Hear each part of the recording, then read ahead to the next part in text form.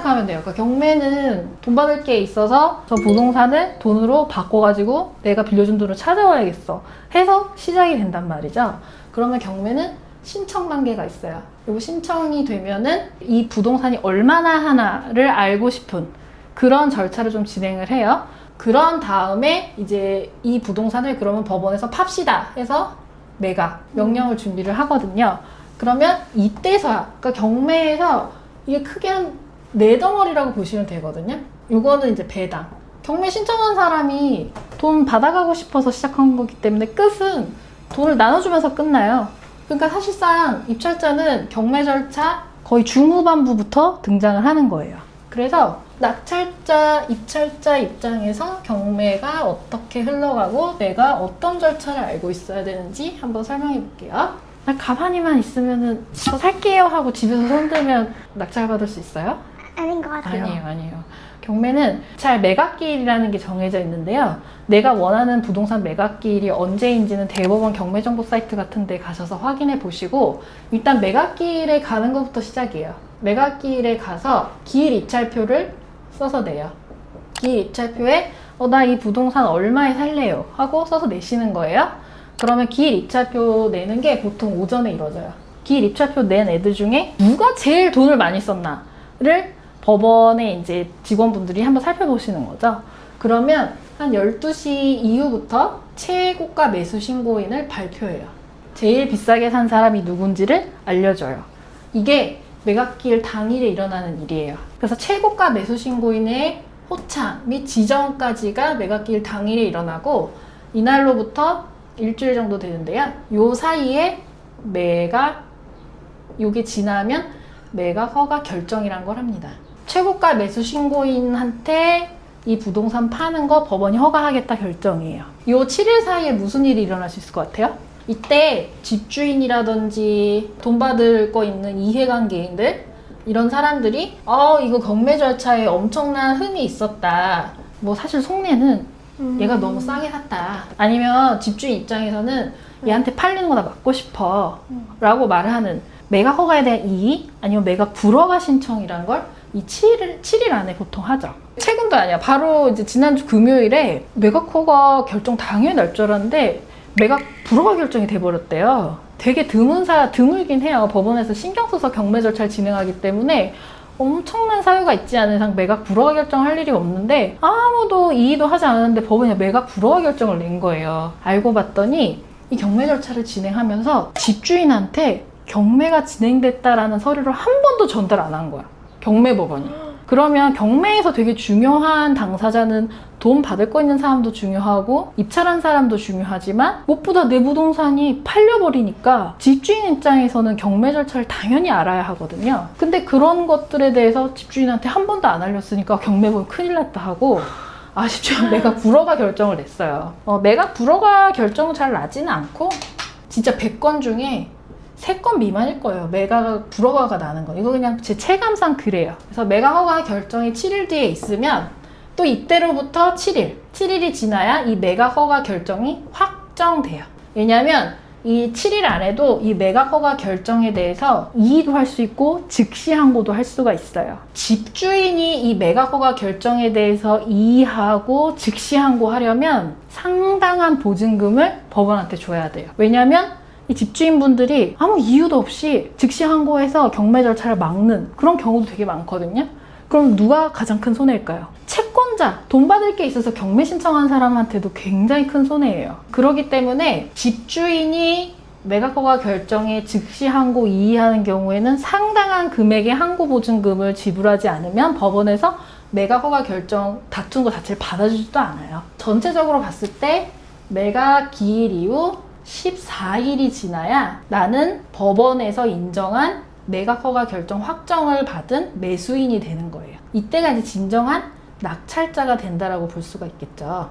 그냥 항상 팁처럼 말씀드리는 부분은 여기 확정까지 안 되더라도 내가 최고가 매수의 신고인으로 호착만 돼도 전체 경매 기록을 열람할 수 있는 권한이 법에 경매 처리 지침상 생기거든요. 그래서 뭐 그럴 일은 드물겠지만 경매 기록 전체를 한번 보시면서 내가 매각물건 명세서에서 못 봤던 내용인데 뭐 좀 이상한데 싶은 게 있는지를 항상 바로 체크는 해보시길 저는 권해요. 이대로 이 경매 절차 흘러서 내가 소유권 취득하면 나한테 너무 큰 손해가 발생하겠는데 싶은 기록이 있으면 얼른 불허가 신청을 스스로 해보시는 것도 나쁘진 않죠. 그냥 뭐 보험 삼아 열람하셔서 한번 보시는 걸 추천해요. 살 이후에는 나중에 중대한 문제를 알게 됐어요. 그럼 그때는 뭐 부를 수가 없는 거예요? 물을 수 있는 방법이 있는데 쉽지 않겠죠?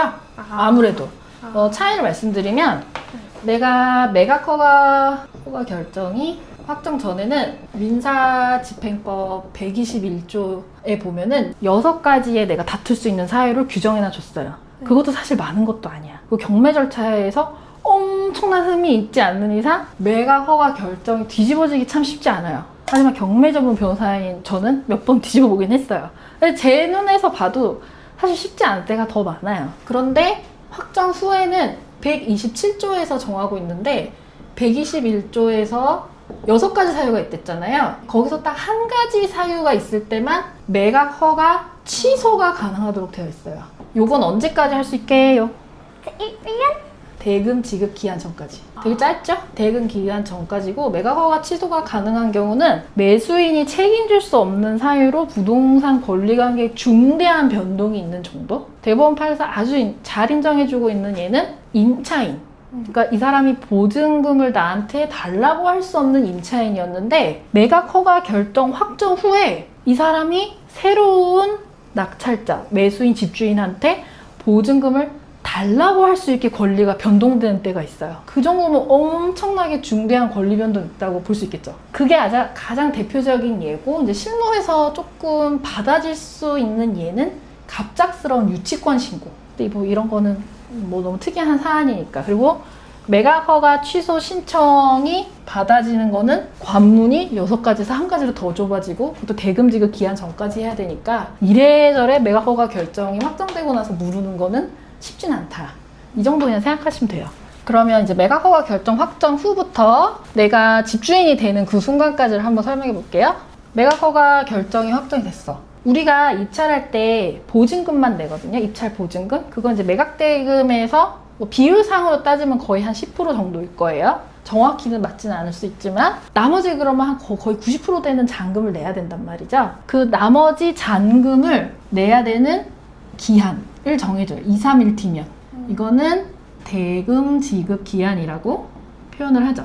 대금 지급 기한이니까 이날 딱 내야 된다라는 게 아니라 이거보다 먼저 내도 무방해요. 그러면 경매 절차에서 굉장히 이제 특이한 일반적인 법률관계와 다른 부분은 내가 부동산을 샀어요. 그러면 내 집이 되는 거는 언제게요? 내 집이 되는 순간. 잔금을 납부했을 때? 매매 계약에서? 사인을 했을 때, 계약서에 사인을 했을 때. 다 땡! 시즌이 끝나겠네. 자, 매매 계약에 있어서 내가 이 집을 전주인한테서 사오기로 했잖아요. 돈 다 냈는데 다 아니에요. 다 아니야. 내가 등기한 때예요. 소유권 이전 등기. 그래서 보통 거래계 실무에서는 잔금을 주는 날 등기할 수 있는 서류와 바꿔치기 하죠. 네. 그게 기본이에요. 네. 그런데 경매에선 그렇지가 않아요. 경매는 굉장히 특이한데 대금을 다 내면 소유권을 취득합니다. 경매에서 굉장히 다른 부분이에요. 등기 안 해도 돈만 다 내면 내가 소유자예요. 일반 매매 계약도 내가 돈만 다 내면 내가 내 이 집 주인이겠지? 절대 아닙니다. 이 집 주인 아니에요. 그냥 매매 계약에서. 경매에서는 돈만 다 내면 내가 이 집 주인이야. 차이가 있어요. 그래서 대금 지급 기한은 보통 매각 허가 결정 확정일로부터 한 달 뒤쯤 잡혀요. 이건 뭐 경매계 사정에 따라서 조금 다르지만 보통 이 정도 돼요. 그러니까 내가 잔금을 구할 수 있는 시간이 한 달 정도 되는 거예요. 기한을 좀 넘어가더라도 기한 후 납부를 할 수 있는 길도 열려는 있어요. 대신에 그거는 시한이 정해져 있는데 이거 너무 심하니까 더 알고 싶으면 제 책을 보세요.